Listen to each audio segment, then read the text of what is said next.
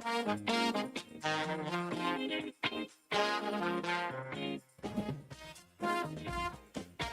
everybody, welcome to Studio 7.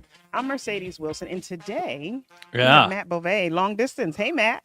Yeah, from the Grand Island office here. The Grand we'll call it the Grand Island Bureau. It's just a Mhm. fancy way of saying my basement. We are in my basement right now. And Alyssa, our producer, can probably speak to this. It's much more quiet than it was in my house about a half an hour ago Oh when my our daughter gosh. Ellie was just nonstop. Nonstop. We're Mhm, home today mhm. because my wife's mother, I should just say my mother-in-law. I was going to say my wife's mother. My mother-in-law We wasn't got you. feeling. Yeah, you know what I mean. Like, so Yeah. I had to stay with the baby, and it's been all over the place. So we've had a day, Mercedes. We've had a day, Aw. but now we Well, get you to know spend what? time together. Yeah, she needs to be on the camera with you. Well, she was earlier for a little while, and then she was obsessed with the fact that she was on camera. Hi, Cheryl.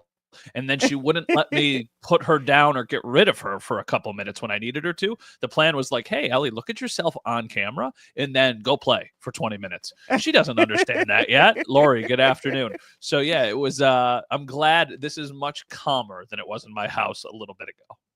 Yeah, see, look at this. Peter agrees with me. Matt, he's like in the background at your office. Your daughter should be a special guest. I agree. Now, Peter, if she behaved, I would absolutely agree. But she wouldn't behave. She would not behave. Yeah, and I know, like, thank you for the shout out about the backdrop. It's a bookshelf with a bunch of random things on it. So that's just kind of my life. Just a bunch of random things thrown I was together. going to say, it's pretty interesting. You know, your shelves tell people about you. Yeah, over my one shoulder, you can see like the brown sign. That's all the stadiums in the NFL, and if you can kind of see, it's probably tough. There's some empty spaces there. There's 6 stadiums I haven't been to, so those are. It's Mm, like a stadium map. yeah, I've got some other random stuff from along the way, just kind of all scattered behind me. So it's cool. that's pretty cool. Little momentums that you pick up along the way. Yeah, memories. It's Yeah, memories. yeah, Uh, memories s- exactly. so is that a KC tag? No, Somebody said. no, it says FC. It's Fulham Football Club in London. I went to a game before the Bills played in London last year, and their thing is that they all wear scarves. So I got a scarf. So yeah, Ah, that's a Fulham soccer scarf. so people said they would love to see some Bills Mafia stuff. Well, there's some like little odes to Bill's Mafia, obviously doing what you do, you try and take yourself out of it. But you can see there's a picture over my shoulder. That's Josh Allen's first ever NFL start, and I'm standing next to him walking off the field. So that's cool. That is so I got cool. some mugs from different Bills backers bars along the way. Like the one is Vancouver, the one is Tulsa, Oklahoma, and Hmm. people just send me that kind of stuff. So that's always cool. Fun times. You Yeah, have a indeed. cool backdrop. Cool backdrop. Thank you. One of these days, when you're home, you have to have your daughter on because everybody is asking for your daughter. I'm Soon sorry, it enough. just has to happen. It just She'll has to happen. she'll make her she'll not her debut because she's popped on before, but she'll be featured soon enough. Okay. Okay. That's a promise, right? Yes, that's a promise. Okay, so you mentioned Josh earlier. We have to talk about Josh, right? Yeah, well, Slick And Rick. Slick Rick. Yeah. Yes. So So give us the backstory on that. this thing is taken off seriously. So Josh Allen during his MVP speech Hmm. said it's a team effort, and he thanked some people, but he thanked them as groups. He was like, thank you to Brandon Bean and Sean McDermott. Obviously, those are Hmm. individuals, but then he was like, Hmm. thank you to the conditioning staff, the coaching staff, the training staff, everybody in the organization, to Slick Rick in the mailroom. So when he said Hmm. that, I immediately was like, who is Slick Rick? So I followed up. I reached out to the Yeah. Bills, Yeah. and I was Yeah. like, who is Slick Rick? And he is a fascinating character that is apparently absolutely adored inside the facility. I set up an interview with him. I was able to do it yesterday, and How it cool has is that? gone super viral. We're talking about probably 10 million views over all the platforms of the That interview. is so awesome. It was on SportsCenter last night, which was cool. It's been all over every publication: ESPN, Bleacher Report, Barstool Sports, Sports Illustrated, all of them. Hmm. Because he's just so wholesome and genuine, and it was so Yeah. cool to talk to him about what it meant for Josh to individually shout him out. Yeah. Just to see him get emotional was just so pure, and you could see why he means so much to the organization. Yeah. And people like that are why the Bills are able to have success on the field. Absolutely. So shout out Absolutely. Slick Rick. If you haven't seen it, go check it out on our website. We've got the story there. But it was a joy to tell his story. He Yeah. watches Channel 7, which is cool. Always love people who watch Channel 7. He's like, I will watch you every night. I'm like, thanks, man. Appreciate it. So yeah, he was a really, really nice guy. Roderick Morrow is his real name. Roderick Morrow. He says he doesn't have any idea why people started calling him Slick Rick. It just sounded good and it stuck. What did you like the most about his personality from that interview? Like probably what stuck with you the most? Probably how humble he was. I think he realized that it was a big deal, but at the same time doesn't feel comfortable being the center of attention. I think you could kind of get that sense from the interview. So I think he appreciated it, but also was a little intimidated by the scale. And I always think that, like, sometimes that's the type of people who deserve the recognition. He kept saying, like, I don't know why this happened to me. I don't know why this happened to me. And one of the questions I asked him was, well, the fact that it happened to you probably is an indication that you're doing something right and that you're really appreciated. And he was like, well, I never really thought about it that way. And that's kind of the way that I approach it. It was like, clearly you're doing something right if the face of the franchise is like specifically shouting you out, and that's cool. Yep. So Lorianne thinks, yes, Slick Rick on Studio 7. Yeah, I mean, he's probably doing something in the mailroom right now, but maybe we can maybe we can drag him out. And that's the other thing too. He's got so much stuff going on over there. There's always so many things coming in and out of that facility. He's got to be like the busiest guy ever. Oh my gosh. I think it's cool to have stories like that. I think it's super cool that Josh gave him a shout out because it shows that every single piece makes a difference. Every single piece makes a difference. Absolutely. It from anybody in the organization, from the top down. And I think that's a way that you kind of build a culture, and that's what the Bills have been able to do. I love it. And thank you for that interview. Oh, well, cool. You know, hey, cool. I'm glad I had the chance to talk to him. Yeah. We'll be right back. So cool. Mercedes, I'm sorry. I didn't mean to like leave you hanging there, but I thought like the last 30 seconds was a little awkward. I know people are wasn't. Well, I don't have a timer. So I was like, oh, Mercedes has to toss the break because I don't know when break is. So I kept giving you short answers because I was like, I feel like we got to be getting close to a break here. So I feel like she's got to be tossed into a break soon. Nope. I'll jump in. in. So you guys are getting the behind the scenes. I love this part. Yeah, I was gonna say you see when you guys a get to see the behind the scenes, how we work this. I got some cool stuff. Like, look at this under the thing here. Here, I'll just move this. It's probably easier. So this was, I think, my first home game as sports director. So this is that's me. So cool. Hold on, I gotta find not the glare. Yeah, that ring light. Yeah, the ring light is making it a little complicated. So that's myself with my parents on the sideline. So I was able to get them down there for that first game, which was super cool. I mean, I adore this picture. Cool. So that was that's in 2019, I believe it was. So I've got that picture there, which is cool. I've got some other random stuff up on this shelf that's kind of cool. Yeah. It's always fun to look at. You know, you got a lot of random things that sometimes I love when I get to either Zoom with people or do this because I'm one of those people. I know we've talked about it before where if you're in the grocery store, I'm one of the cart peepers. Yeah. So I love looking at people's shelves. Yeah. You want to see what other people have in the cart, right? I do. I absolutely do. So I feel like this is a shopping cart and you kind of get to see what is Beauvais about. Like, what is he like? This is my grandfather's gardening hat. So my grandfather from Italy, Dominic Vaselli, moved over to the United States with no money when he was like 15 years old and did all of this stuff and, worked in a factory, had a very, very humble blue collar job. This was what he always wore when he had to go outside and do yard work at their house. And when he passed away, it just kind of stuck in the garage, like hung on a nail. So I don't know, years and years and years ago, I took it and I've just always kind of had it right there. So that's, one of the things we got up there. Somebody's asking what the stuffed animal is.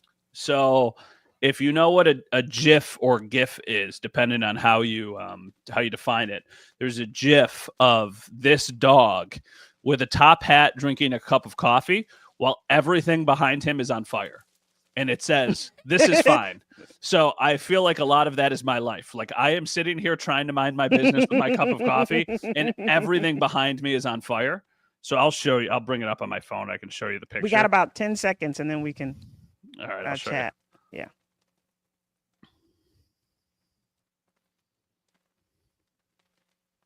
We coming back up?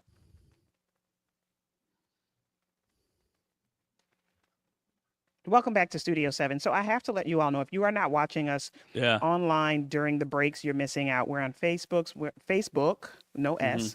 We're on Twitter, and we're on YouTube. I almost said the Facebooks. That was the horrible. Facebook. The Facebooks. I believe somebody asked, who was it? Cheryl asked about the Cheryl asked, animal. what is the stuffed animal behind you? So this is the GIF. You can see it. It's the dog sitting there, and it just says, "This is fine." And I feel like that is my life all the time, where it's just like, okay, yeah, look at everything happening around me. We're just gonna kind of deal with it. So yeah, that is the ode to the little stuffed animal over my shoulder, the little dog there. So during the break, I was telling Beauvais how much I love, I'm the cart watcher. I'm not rude with it, but when I go grocery shopping, I do kind of peep and see what everybody else is buying. Not rude with it? No, I mean, I do it kind of like with a side eye. It's like the side eye. Like, they don't know. They know. I may slow down and walk a little slower, They know. They know. They know. But I love Zoom calls, or when you're doing it virtually from your home, because now we get to see, it's kind of like looking in your shopping cart. Yeah, you get to look at my book.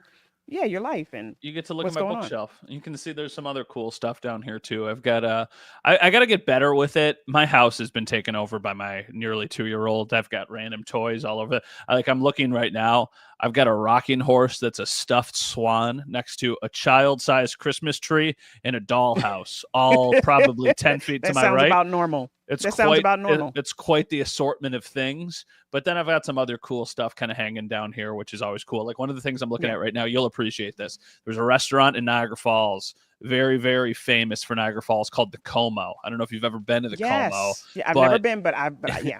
So it closed about a year ago, and it was a huge deal. It had been open in Niagara Falls forever. And it was very notoriously a spot where you would go after like a funeral or a wedding or some sort of event. They had these white placemats that said the Como on them with this brown writing, and then this whole thing. When they closed, the last day they were open, you would have thought it was 1955 in there. It was bursting at the seams. There were so many people there. So I took a placemat and framed it. So now I have that in my basement too, of just like a little thought of Niagara Falls. Because I'm a Northtowns. I'm a Northtowns guy, so that's a little ode to all my family in the Niagara Falls area. So hey, I have a fan here, or someone that agrees. Margie says I peep in their carts too at Aldi, always looking for different things. I feel like it's fine if you don't get caught, but it's more acceptable. It's more acceptable in a line. You're checking out, and you've got somebody in front of you or somebody behind you. There's nowhere else you can look, so you have to see. It can get awkward. It's gotten awkward in line when I'm putting stuff on the belt and somebody is leaning over, looking at everything I'm taking out of my cart. That is more awkward than walking past you and looking in your cart to me. Would you ever find something or see something in somebody else's cart and then ask them where they got it? Because that to me would be yes. Or I'll ask them what they're making. Oh, that would be, to me, like, that sends a chill down my spine. I don't want to have is that like too far? I went too far? I don't think it's too far. I just don't. I don't know. It's like I'm an adult, but like talking to strangers is like sometimes that would be so hard. Especially if you make eye contact with me. If you make eye contact with me, I'm going to talk to you. I will say I've ran into a lot of people, especially over the last couple months. And if you see us out, please come say hello, because I do think that I think we're pretty nice people. I always like to have conversations with people who watch Channel 7 for sure. But for me to initiate out of the blue because I saw something of like, oh, look at that, look at those yellow peppers you got in your cart there. You're gonna make a nice fajita? I don't know how I would do that. I don't know. I get what you're saying. Now it has to be something interesting. It has to be something that maybe I've never gotten, or I see a couple of different things in their cart that I'm like, what are you making? What in a grocery store? And people do it to me all the time too. What in a grocery store is interesting? What qualifies as interesting? Okay, I'll give you an example. One time I was doing a seafood boil, and the person behind me was like leaning over the cart, watching me put everything on the belt. And she just started, hey, so what are you making? How do you make your boil? And I literally gave her my recipe in line. So your So if boil is probably made some random place in Western New York by some random Yep, person. yep. But I do it too. So like if I see someone putting, or like there was one time I was making probably 20 apple pies. So if Mhm, someone puts 20 packs of crust up on the counter, you're going mhm. to ask, what are you making, dear? Yeah. But or maybe you won't, but I would. And I was making apple pie. So I had tons of apples, tons of crust, and it was an older woman. Kind of reminded me of my grandmother. It was like, huh, so somebody's making good apple pies. How do you make apple pies? And then it just Hmm. starts a whole conversation. Sure. So it can get creepy though. It can Eh, get creepy. creepy is not the right word. I don't think it's creepy. It depends. Yeah, I've sure. had some. Yeah, I don't know. I'm an incredibly. I've said it on the show. I like grocery shopping. I really like the task oriented part about finding things, putting them in the cart, and then being on with your way. But I'm Yeah, efficient. I am a quick. I do not lollygag when I'm in that I'm not store. efficient at all. I get Mm. in there and I'm just like boom boom boom boom boom. I know where everything is. I know where my aisles are. I know the shortcuts around the place. I can do a full family grocery shop Yeah. absolutely in less than a half an hour. Probably closer to Okay. 20. Probably closer to Okay. 20 minutes. So you ready for this? I literally take my AirPods because I listen to music. Like it is a stop for me. Like I Nope. can literally go down every aisle and I'm singing and I'm listening to music and I'm waving to people and I'm looking in carts. Uh-huh. Like grocery store is a fun time for me. I I am not often efficient at all. I often will get to the grocery store. Ellie usually naps around 12:30.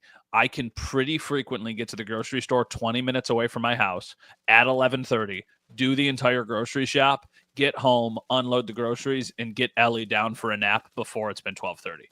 I Oh am no. I am quick. No. It's like you walk in, I know, hey, there's a lot of different grocery stores. You walk in, you get the produce. Yep. It's like, okay, bang, spinach, Brussels sprouts, bananas, Nope. apples, yellow peppers, Nope. boom, off to Nope. the dairy, boom. And it's like, just Matt. bang. Yeah. Yeah. Look at what Kevin says. Matt's Oh, playing I would, supermarket sweep against no one. Kevin, put me in the game. Like, I want to do it. I want to time myself grocery shopping. Oh my gosh, that is hilarious. Well, we're opposite. If you drop me off at 11, well, just drop me off at 11:30. Come back around 2. That's absurd. That's absurd. We'll be right back. I am so serious. Yeah, that's crazy to me. I could make a good portion of my day out of that. Yeah, you could. I do a lot of Instacart though. Do you? Yeah, I do. I do a lot of Instacart, especially lately. Like if the weather is crazy, I will do Instacart. Here, I'll continue to show you some random things. Okay. Yes, please. This is Miko. This is, from like Pocahontas, if you know the story. Yeah. When I was a little kid, like very, very little, I have a memory of. Do you remember the store Odds and Ends? Yes, I Remember used that to love store? that store.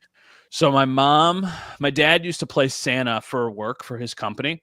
So my mom went and bought a bunch of toys that they could donate for whatever the event was that he was doing it at. And they had these. And I was definitely probably 5 years old. And I was like, Mom, can I have one of those raccoons? And she was like, no, honey, these are for kids at daddy's work. Santa's going to give them to them. But maybe if you ask nicely, Santa will bring you one. But it was like 2 days before Christmas. So I was like, how would Santa be able to bring me this thing if I'm asking for it 2 days before Christmas? No. Yeah, well, yeah. well, I got it for Christmas, and it has literally. I had a bookshelf in my room when I was at my parents' house growing up, and it sat there the entire time. So like, this is something that I will always have for the rest of my life. Just like a random little stuffed raccoon. Used to be able to make noise with it. I don't know if it'll do it. Yeah, it used to have like a squeaker in it where it would be like, but it doesn't do it anymore apparently. But you have memories though, Matt. Oh, for sure. That's memories. Definitely. Yeah. This is a rubber duck from the streets of Venice, Italy, where I was there, and it's got like the little gondola and the rubber duck. So I had to get something to remind myself about our little trip to Venice, Italy, which is cool. Yeah, I've got so much random stuff on here. You're gonna make me update my shelf. Mine is boring. Well, I mean, it's just random things from over the years. It's not like there's any rhyme or reason to any of it. Yeah. Or there is to some things. Like I got right here. This is a model of a fighter jet, a Thunderbird fighter jet. I flew with the Thunderbirds. So Mm-hmm. so that was one of the stories I got to do. So I have this here. I always think back to like that. That was one of the craziest things I've had a chance to do. So that's Mm-hmm. always right there. This is kind of cool. So this is a random football. Okay. Mm-hmm. This Mm-hmm. is a little like stuffed Nerf football. When my grandfather died, this was like 6 weeks to the day after my dad died 2 years ago. He was 95 years old. They were cleaning out his house and they found this football Yeah. wrapped to me from grandpa. We think it We're was coming back, Matt. probably okay. Yeah. But keep that. Keep I that. mean, yeah, I will. Okay, so welcome back to Studio 7. So again, during the breaks, we have great conversations. Matt is showing us more things on his shelf, and we're talking memories. Yeah, You know, these are yeah. memories. So So what I the was football showing you're you. holding. So okay, so this is a little random football. When my grandfather passed away, my grandfather on my dad's side, my dad passed away July of 2023. My grandfather passed away August of 2023. So right Mm, back and forth from each other. mm-hmm. When we were cleaning out my grandfather's house, one of my family members found this football wrapped in wrapping paper with just a Uh-huh. little tag on it that said to Matthew from grandpa. And we Oh my think gosh. it was from like 1995. And it Mm-hmm. somehow got put into a closet and never remembered that it existed. So when we were cleaning out the estate, we found this gift That is from so my cool. grandfather to me after he had passed away. I mean, it was Yeah. clear what it was. It was wrapped in wrapping paper, but I mean, uh, we're looking. It's like a little football. So I was like, okay, it's still got the silicone wrapping on it. So I was like, oh, yeah. it's so cool. I mean, it's funny though how this gift from 25 years ago That is kind of so cool. like perfectly encapsulates who I am and what I do and something I'm very Yeah. passionate about. So I guess you Yeah. kind of hit the nail on the head. Yeah. So you know what? Speaking of what's behind you, Anita says I gotta write dates on stuff now because my recall isn't that great. But just talking about memories and mementos, Hmm. I mean, is that a big deal? And is it going to be a big deal with you and your daughter? Because I have to admit, I'm not that great with that. Yeah, I'm just it not. is. It is. We've always been the people who, when we go on trips, we always get an ornament from the places we have been because we want to have that on the tree. We want to try and get like a little thing. My dad Hmm. traveled a lot when I was growing up, and he used to always try and bring us home something. And I mean, I think we were spoiled because he would always try and come back with some sort of like little Yeah. trinket or Yeah. like thing of where he was traveling to. But last year we were in London, for example, and I wanted to get my daughter a Paddington bear. It was like, oh, that's London. Like that's a thing Hmm. that you would want to get. Hmm. So you get her a Paddington bear. She's never played with it once. It sits on a shelf in her room. But one day I'll be like, oh, I got that for you in London when we were here for the Yeah. Bills game all of those years ago. So yeah, I do think even though I know that they're just things, I always Yeah. kind of appreciate the things and the memories that come with them. Yeah, yeah. Now, I can say I am not that good at that, but there is one. I have a Hello Kitty stuffed animal that a friend of mine from high school. She's from Tokyo and she was a foreign exchange student. We became best friends and we're still friends now. But before she left, she gave parting gifts and I kept it Yeah. and I passed it on to my daughter. So Gabby's 18 and she still cherishes that thing. But I don't have a ton of that. I just don't. I mean, I don't really keep cards. It sounds really bad because I have some friends who has things from when they were kids that their parents still have in boxes. I'm just not one of those parents. It's a funny. This made me think of a conversation we had. There's a great beach bar in Rochester called Marge's Lakeside Inn, and we always are Hmm. there during training camp after practices. So we'll go there and we'll sit on the beach and we'll have something to drink and we'll just kind of hang out to end the day. And one of the conversations we had was how long do you need to keep onto a card that somebody sends you? And we were talking about like, okay, how long if somebody sends you a Christmas card, how long you hold on to Why? it? Why are you trying to get me in trouble? Because my friends watch. You throw it out. Do You're you throw trying it to out get me right in. away? You throw it out right away? No, no. And you know what? It depends on the card. Like I've gotten some beautiful cards. Like even recently, last week in the mail, I got a beautiful card that I'll probably keep forever. Uh-huh. But just generally speaking, maybe a couple of weeks. Okay. All right. That's Oh, fair. I mean, okay, that's Alyssa looked over at me. Alyssa looked I, over at me, so that's really bad. I don't think that that's bad. I think that that's probably the standard. I think it matters on the card. If you're sending somebody a sympathy card or a card that you really put a Yes, lot of thought yes, into, I think that yes. that should be kept or at least, put somewhere for a respectable amount of time. But You know, you only got so much space on the fridge. My fridge right And now is like a lot of yeah, different random things. and I mean, I have to admit, I am claustrophobic, and I feel like too many things make it just kind of triggers something Yeah. for me. So why are you laughing? Why are you D- laughing, Matt? Dee says, I throw them all away the day after Christmas. That's fantastic. Uh-huh. It's Yeah. so fantastic. But I mean, I don't know. I just feel like I get stuffy if I have too many things. Too many Yeah, no. things, and that includes cards, gifts, and that's really bad because I have one kid that is a hoarder. I'm telling you, Yeah. she keeps everything. I find my stuff from when my husband and I first got married in her room. I'm like, why Yeah. do you have our wedding photos in here? Uh-huh. She keeps everything. Yeah, I'm a little bit like that. Not to the point where I can't let things go, but I feel like I put some sort of sentimental value on almost everything, which then makes it a Yeah, little yeah, bit more difficult to say goodbye to like inanimate objects. yeah, yeah. So Connie says she has a plastic box that she saves all of her cards in. Yeah, and I think that that's probably a lot of that's something a lot of people do, but I feel like there Yeah. needs to be a threshold. Like keep cards from significant other, from parents, from kids, Yes. but from random people, not random people, but from friends for holidays, like I don't think you need to keep that very long. Yeah. You're gonna get me in trouble with that. Everybody's gonna know now. Well, Every I don't know. We had a lot of we had a lot of easy things to talk about in front of the bookshelf, Yeah. so I might Yeah. just have to work from here every day. Just throwing it out Listen, it there. was great. It was Just throwing it great. out And there. we feel like we know you better. We, There we you we know go. you a little more. Yeah. There you go. I'm So, happy. yes. Well, thank you all for watching Studio 7 today. We got to go, Matt. That went by Bye. fast. It did go. Donna said her and her